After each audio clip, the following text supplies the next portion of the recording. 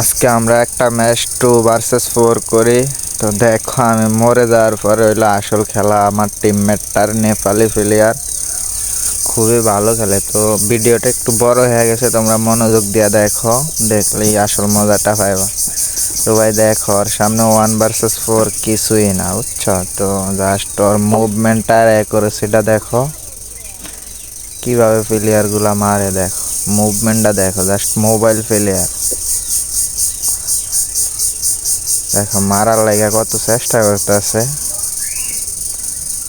মানে 1 ভার্সেস 4 খায়া দেখ কি প্লেয়ার রে ভাই।